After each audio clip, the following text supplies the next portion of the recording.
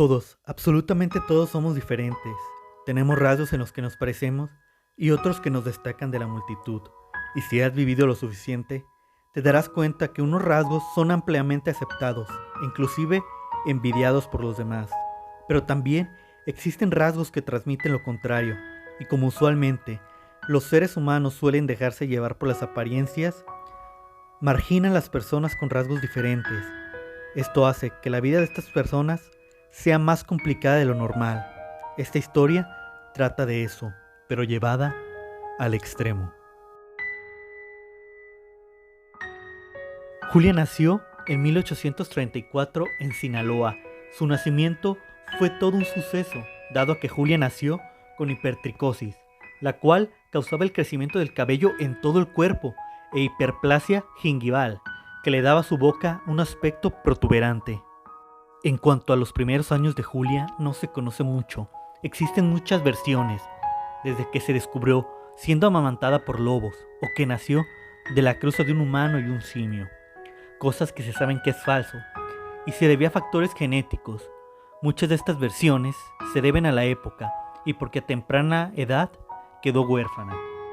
Es así como a la temprana edad de 4 años queda al cuidado de su tío, que se dice era alcohólico y avaricioso, por lo que se le hizo fácil vender a la pequeña Julia a un circo. Tiempo después es comprada por el entonces gobernador de Sinaloa, quien la usaría como sirvienta y la presumiría como un trofeo ante sus visitas, y la trataría de forma despectiva. Uno de los amigos de Pedro era jefe de aduanas en Mazatlán y ve en Julia un negocio, y la joven de ese entonces 20 años regresa a los shows, pero esta vez no solo sería un fenómeno, sino que también un artista, ya que cuando fue sirvienta de Pedro Sánchez no solo aprendió a leer y a escribir, sino que también cultivó el arte del canto y el baile. Es así como realiza shows en todos Estados Unidos y Canadá, siendo presentada como la mujer perro, la mujer lobo e inclusive la mujer más fea del mundo. Siempre los circos estaban a reventar. Independientemente de su éxito, ella esperaba más, buscaba casarse y formar una familia. Y lo logró, se casó con Theodore Lent, que era la persona que se dedicaba a administrar los shows, pero tristemente no lo hizo por amor, lo hizo para ahora ella generar dinero con Julia y ser su dueño.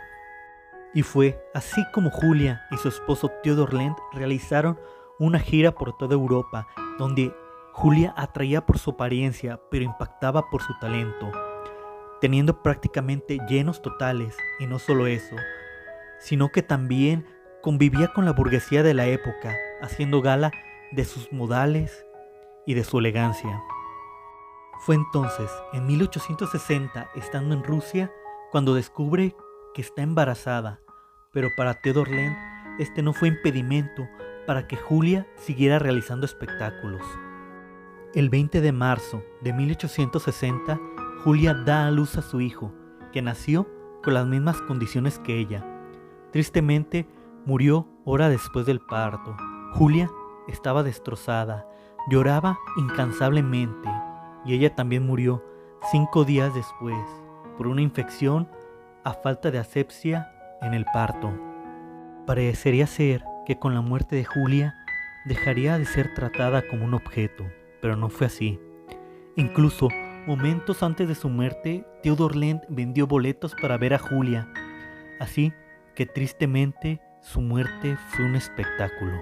Y no solo eso, sino que embalsamó el cuerpo de su esposa y de su hijo, y fueron rentados al mejor postor viajando por toda Europa.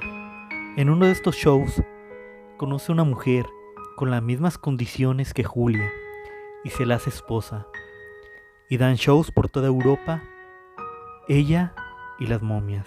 Así pasaron los años hasta que finalmente Theodore Lent fallece y es metido dentro de un asilo, pero su esposa ahora pasa a ser la dueña de los cuerpos de Julia y de su hijo, y decide seguir haciendo esto de los shows por toda Europa.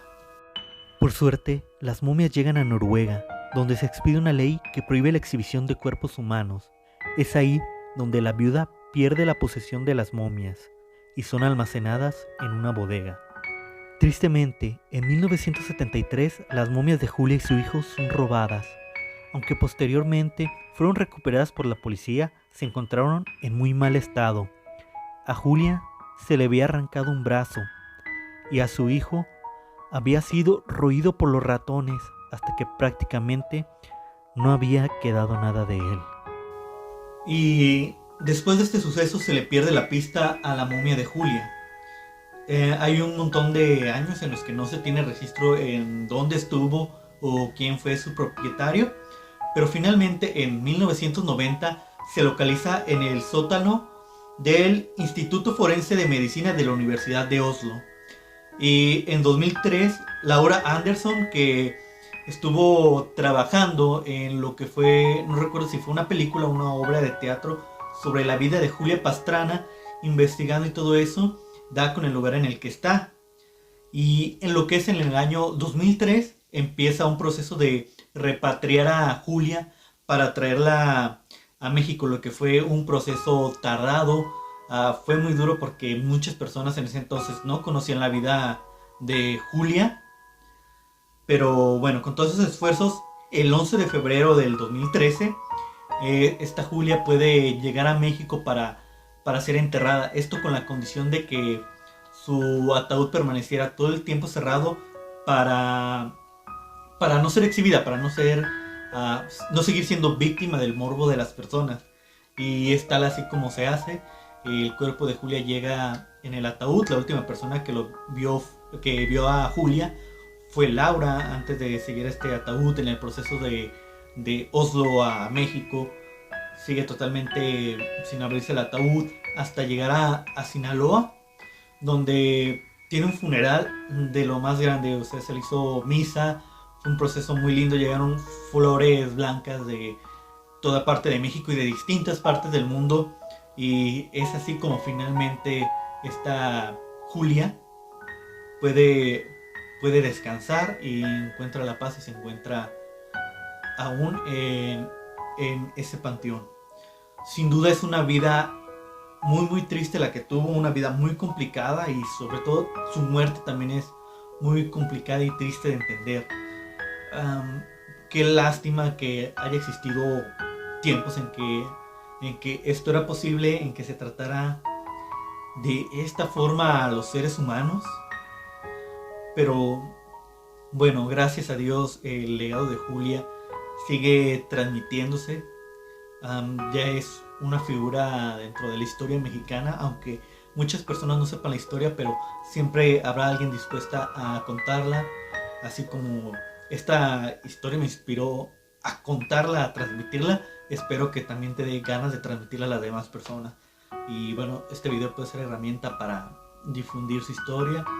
Y si no, hay muchos más artículos que pueden tratar para seguir alimentándose de esta vida de Julia, que aparte de su aspecto, también hay que resaltar el aspecto artístico que tuvo en cuanto al baile y al canto de esta soprano mexicana. Y bueno, espero les haya gustado este video. Estén atentos para más videos y espero les haya gustado el nuevo fondo. Creí que todo gris era como que algo aburrido, y bueno, aquí hay algunas cositas y otras más que se van sumando dependiendo la decoración. Ya estamos empezando octubre, la época más terrorífica del año. Así que díganme qué ideas tienen para video. Yo estaré leyendo los comentarios y estaré atento a lo que me pidan. Dale like, suscríbete a mi canal si no lo está, y por favor comparte este video para seguir creciendo. Y bueno, nos vemos en el próximo video.